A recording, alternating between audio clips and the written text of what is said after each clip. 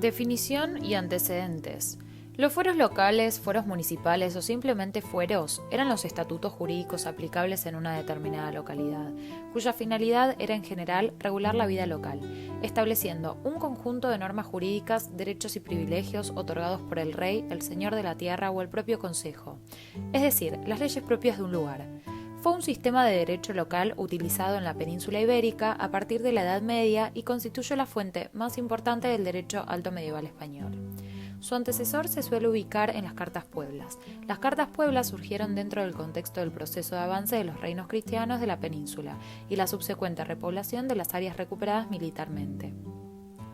Con ellas se pretendía asegurar las nuevas fronteras, tenían una finalidad estratégica a través del asentamiento de una población guerrera y campesina y la revitalización de las tierras conquistadas a los musulmanes. También tenían un objetivo económico, fomentando la creación de nuevas fuentes de riqueza y el aumento consecuente de los recursos de la hacienda real.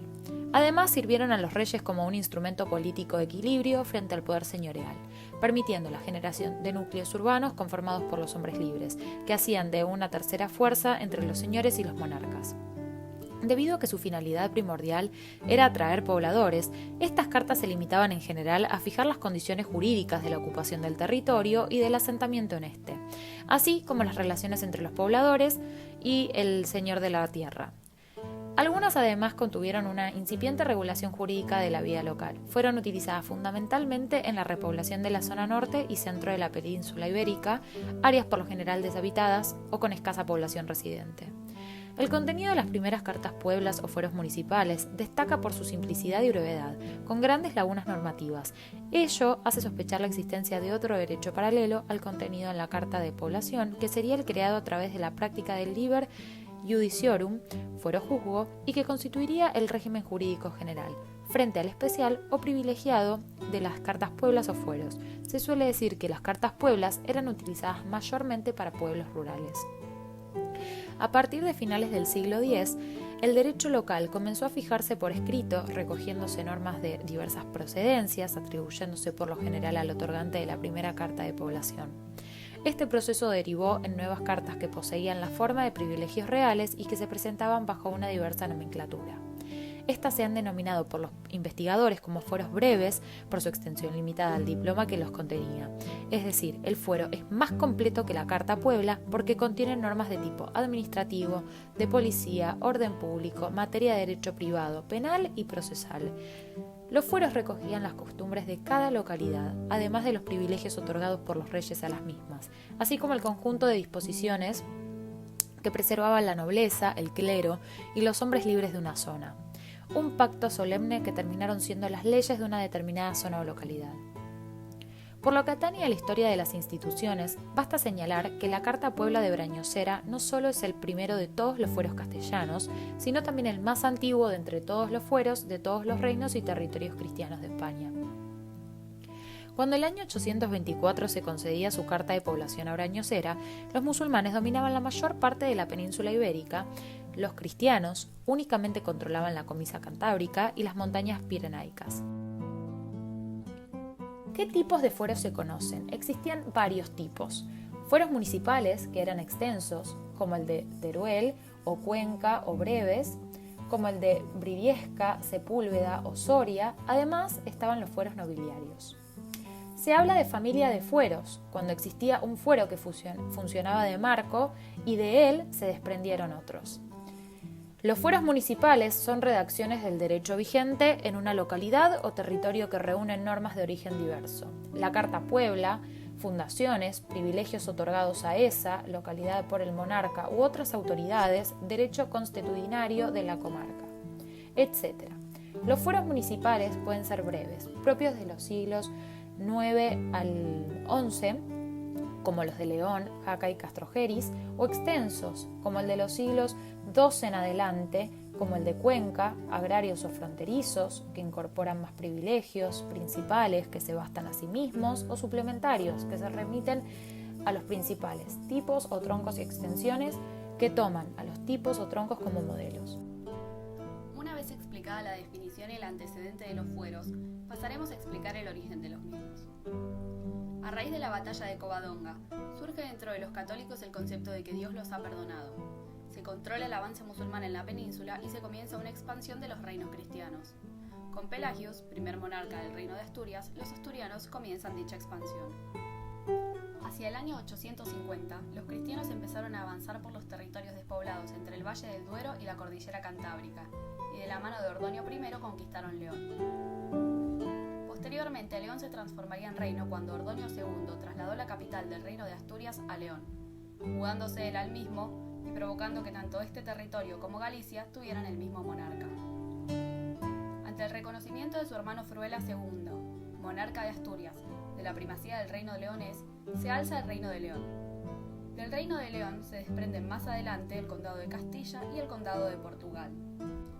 Con la idea de seguir expandiendo su territorio y partiendo de los principios adoptados por los monarcas visigodos y francos que habían tomado el principio romano según el cual los bienes sin dueño corresponden al fisco y por lo tanto las tierras abandonadas y yermas estaban a la disposición del príncipe, quien podría incorporarlas a los dominios reales o cederlas a los súbditos para que las roturasen y cultivasen. Los príncipes hispano-cristianos estimularon la ocupación de los territorios despoblados, ya sea mediante autorizaciones de carácter general para ocupar las tierras yermas de una comarca, o encargando oficialmente de la repoblación a un magnate seglar o eclesiástico y permitiendo la libre ocupación de las tierras por los particulares. Aquí es donde aparecen los fueros locales, con la intención de fomentar la repoblación de las zonas. La monarquía, para unificar el derecho dentro de su territorio, favoreció la política de concesión de un mismo texto como fuero municipal para varias localidades, creando amplias zonas regidas por una normativa semejante. Por ejemplo, los fueros de Alcázar y de Úbeda son copias casi literales del fuero de Cuenca. La segunda fase de la colonización en la zona occidental fue la de la repoblación concejil. Inició durante el siglo XI, cuando los centros de población se constituyen en concejos o municipios.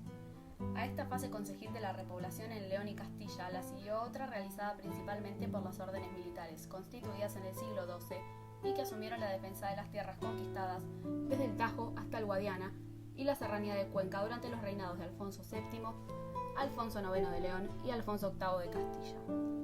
Del siglo XI al XII, las campañas militares de almorávides y almohades fueron desde luego un gran impedimento para la repoblación y dejaron despobladas muchas extensiones de tierra, cuya colonización tomaron a su cargo las órdenes militares, a las que los reyes otorgaron el dominio de grandes señoríos o maestrazgos, repoblados por colonos y gente dependiente de las órdenes de repoblación, y a los cuales se dieron campos de cultivo en sus tierras señoriales.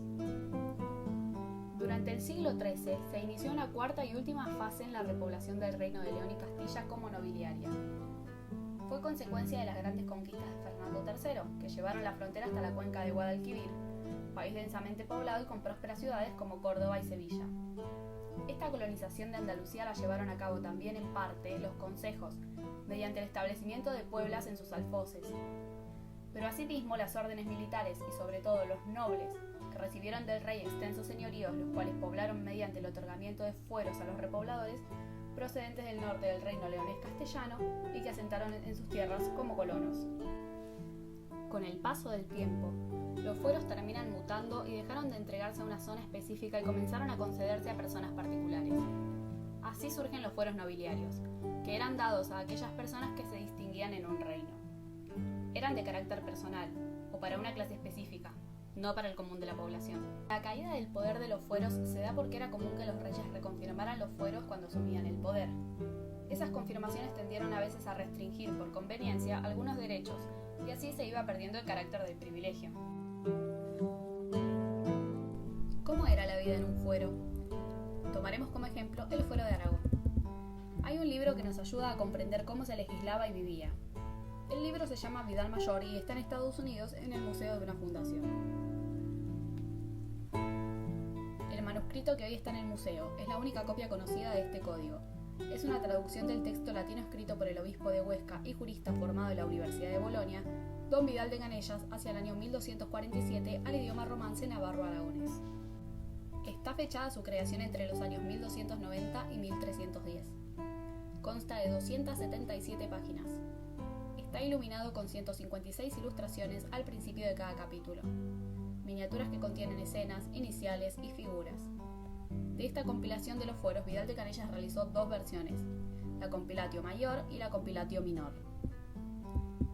El Vidal Mayor introdujo una nueva fuente para cubrir posibles lagunas, la analogía, y dice: En estas circunstancias, cuando un caso concreto no se estima contenido en la obra, adaptase por extensión a alguno de los sí contenidos.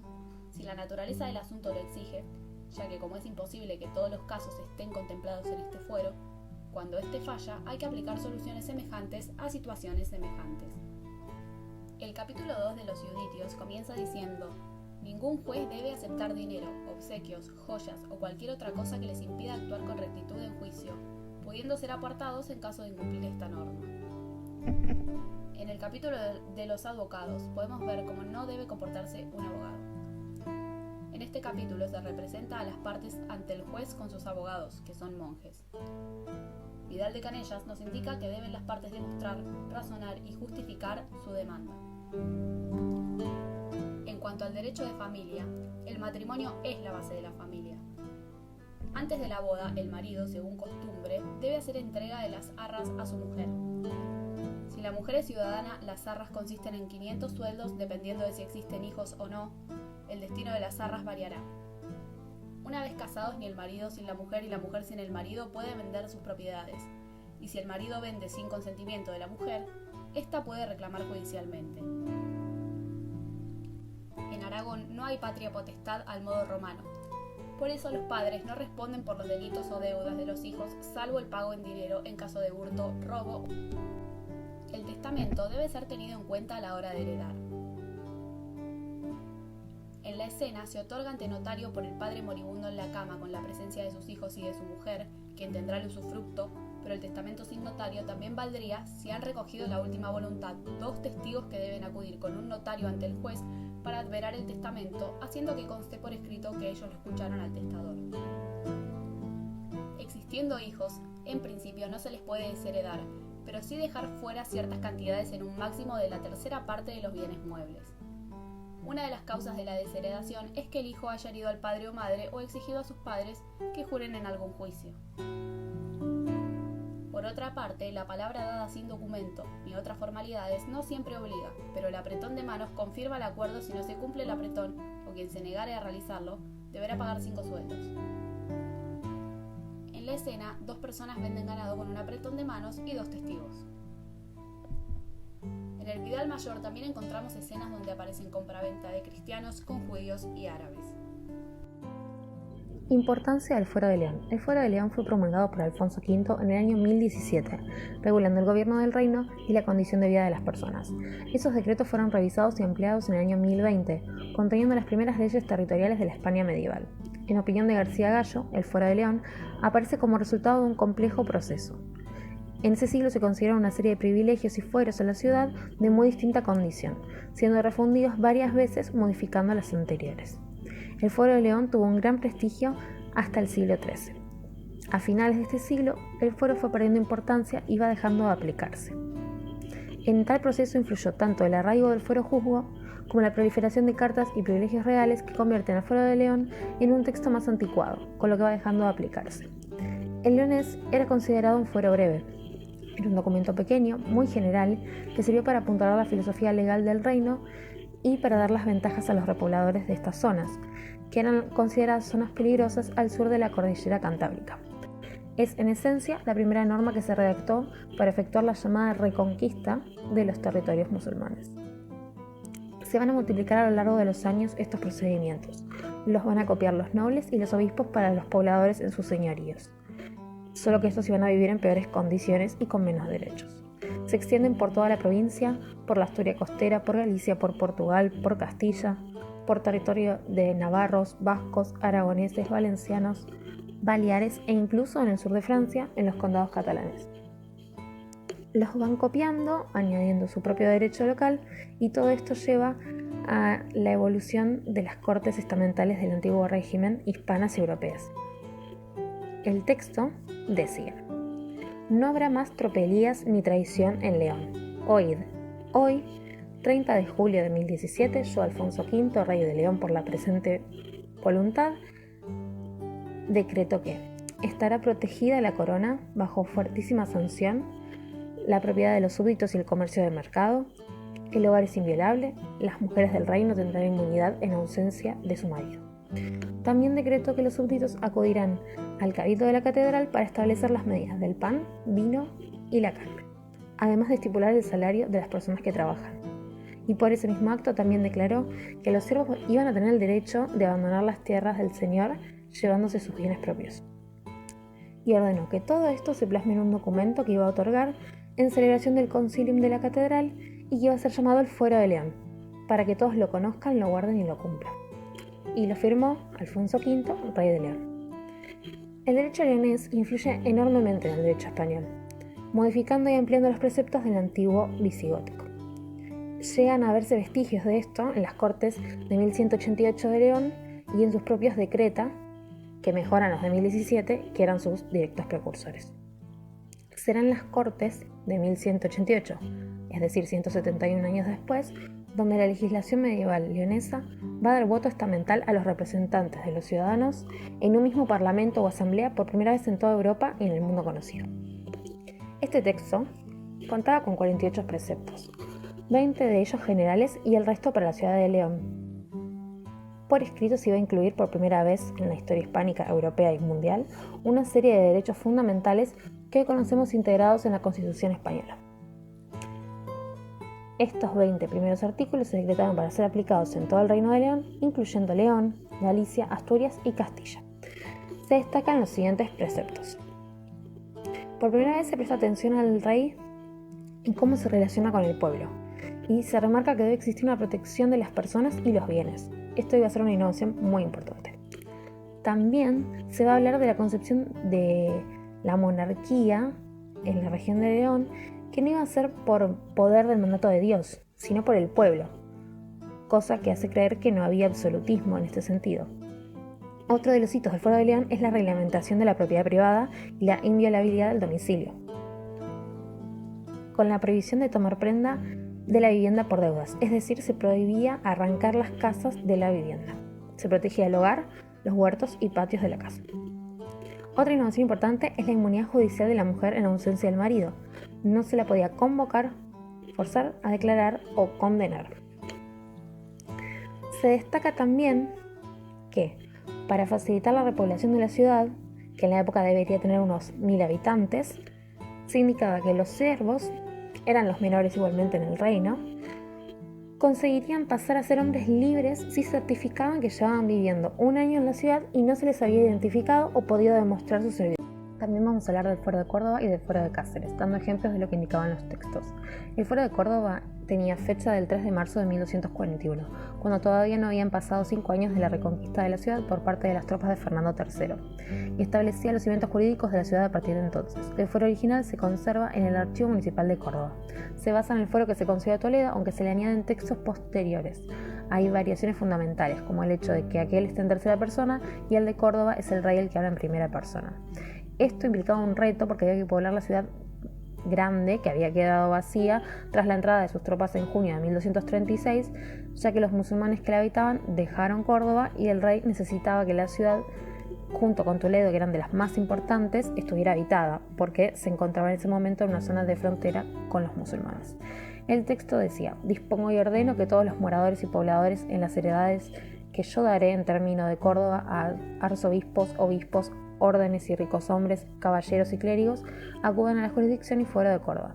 Es decir, se podía recibir del rey un terreno o casa, pero a cambio había que habitarla y establecerse en ella, algo que era fundamental. Se decía también que ninguna persona tenga heredad en Córdoba, salvo que morare en ella con sus hijos y esposa. Es decir, no se podía marchar después de haberse establecido en la ciudad con las condiciones establecidas por Fernando III. Se podía heredar, pero el derecho solo correspondía a los que vivían en la ciudad. También se les eximía del pago de diezmos, y finalizaba diciendo: mientras me acompañen la vida y la salud, acudiré a defender a Córdoba siempre que lo necesite para librarla de todos los que quieran oprimirla, ya sean cristianos o moros. Además, el texto contiene una serie de disposiciones como la prohibición de las donaciones o ventas a órdenes religiosas o cualquier otro instituto cristiano que no fuese la catedral. Es decir, según el fuero, ningún cordobés, hombre o mujer, puede dar ni vender su heredad a ninguna orden, salvo que quiera donarla o venderla a la iglesia de Santa María de Córdoba por tratarse de la iglesia sede de la ciudad. Es una disposición muy común en aquel momento para proteger a la iglesia local.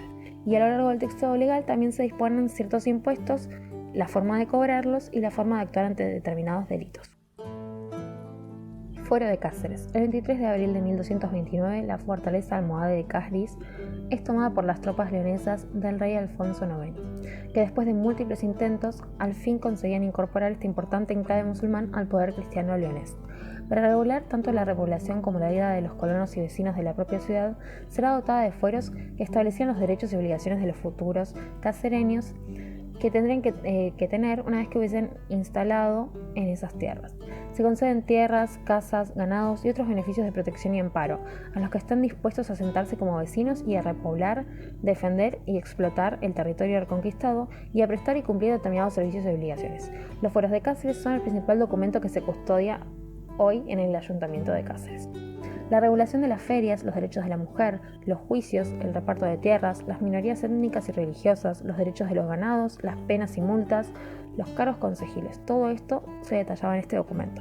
La repoblación era el principal objetivo y por ello el rey hizo depender a Cáceres directamente de la corona de León. Prohibía expresamente que sus bienes fuesen enajenados por órdenes religiosas o militares, lo mismo que pasaba en Córdoba.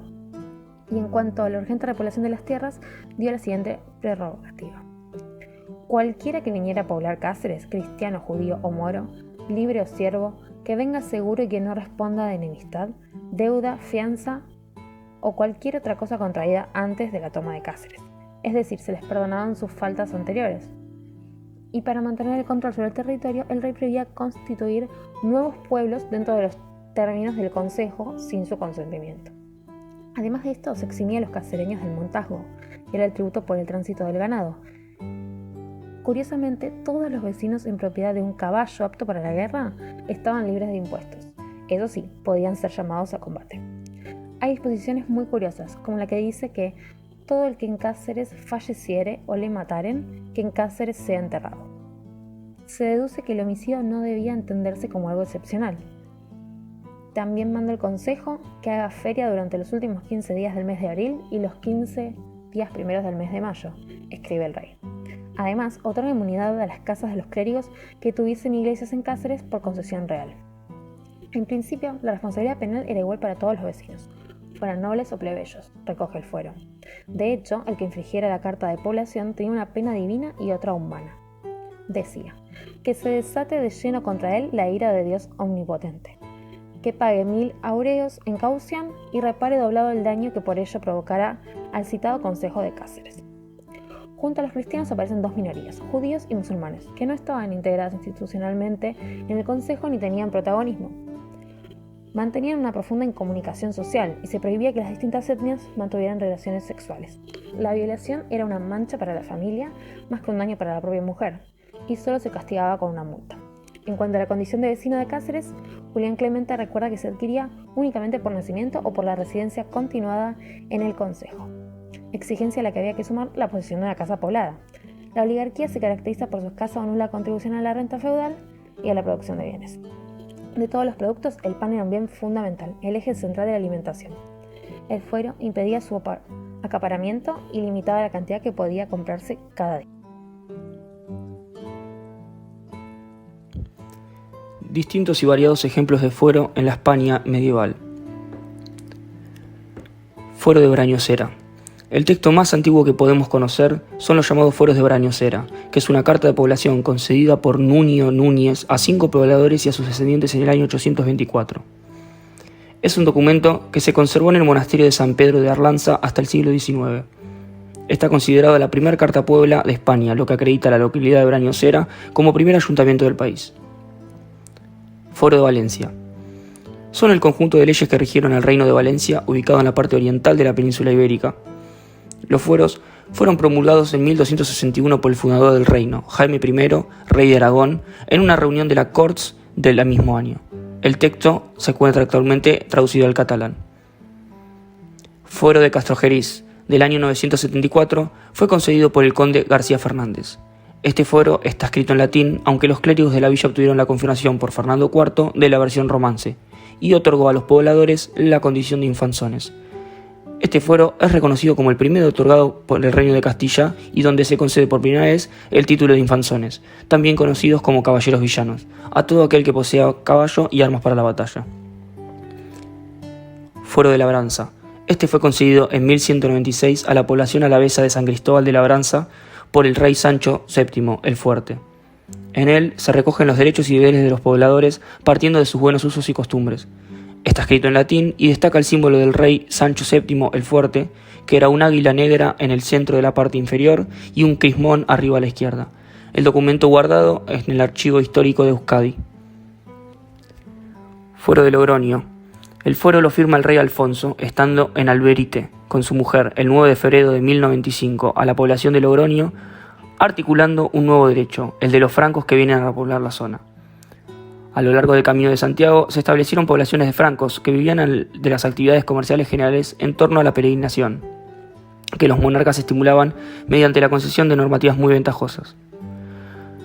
Todavía en el siglo XIV, el fuero de Logroño seguirá concediéndose a algunas ciudades junto a textos del calibre del fuero real o el ordenamiento de Alcalá.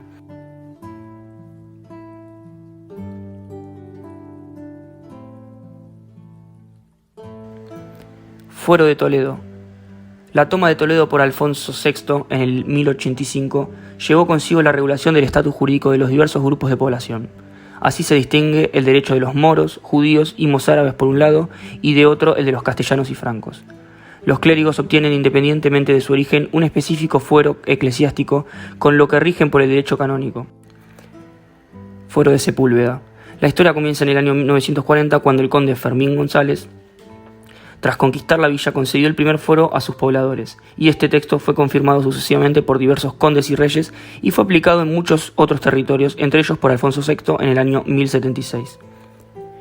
Fija por escrito el derecho de la Extremadura castellana, y allí se ofrecen numerosos privilegios como exenciones tributarias a quienes se arriesguen a repoblar y defender los márgenes del Duero, que en ese momento constituían la frontera con los musulmanes. Fuero de Cuenca. Es uno de los más importantes fueros medievales y fue otorgado por Alfonso VIII en torno al 1190. En virtud de su fecha, volumen y perfección dio lugar a una importante familia de fueros basados en este modelo y otorgó a otras localidades como Castilla, Aragón y Portugal. Fuero de Oreja. Trata de un documento administrativo del medioevo español. Datado en 1139, en el Alfonso VII asigna al castillo de Oreja un vasto territorio y sus inmediaciones a ambas orillas del Tajo. El mismo dio origen a la expresión «antes fueron leyes que reyes». Fuero de Soria. Se considera que Alfonso I, el batallador, al repoblar Soria, le concede el fuero breve en 1119 o al año siguiente. Después, el 19 de julio de 1256, Alfonso X impone a Soria el fuero real, inspirado en buena parte en el Liber Judiciorum. Algo destacable en este fuero es que la asamblea concejil pierde autoridad e influencia política ante la caballería villana. ¿Qué semejanzas encontramos con los fueros en la actualidad? Si bien son momentos y espacios geográficos distintos, el preámbulo de la Constitución argentina contiene una invitación a poblar el territorio argentino a través de la concesión de privilegios como eran, en ese momento, la libertad y la promoción del bienestar general. Juan Bautista Alberdi, ideólogo de la Constitución Nacional de 1853, en su texto Bases y puntos de partida para la organización política de la República Argentina, inmortalizó la conocida frase «gobernar es poblar», que tiene una fuerte relación con la idea de los fueros altomedievales. En aquel momento, poblar un incipiente país de grandes dimensiones era sinónimo de tener el control sobre cada vez más territorio. Era el método que usaban para la expansión y a su vez una forma de unificarlo. Las guerras internas entre unitarios y federales devastaron los territorios argentinos. Esos hechos se asemejan a las disputas entre cristianos y musulmanes en la península ibérica que dieron lugar al surgimiento de los fueros.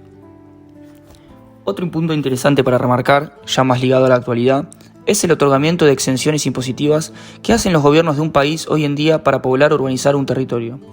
Si bien los municipios adquieren su propia autonomía legislativa con el federalismo y la posibilidad de tener sus propias leyes de forma, no así las de fondo, el gobierno nacional argentino ha hecho exenciones impositivas para el repoblamiento del sur del país.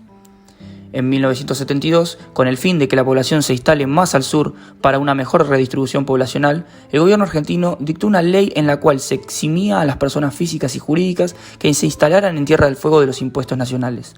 La ley 19640 del 72 sostenía en su artículo primero: Exímese del pago de todo impuesto nacional que pudiere corresponder por hechos, actividades u operaciones que se realizan en el territorio nacional de la Tierra del Fuego, Antártida e islas del Atlántico Sur, o por bienes existentes en dicho territorio a las personas de existencia visible, las sucesiones indivisas, las personas de existencia ideal.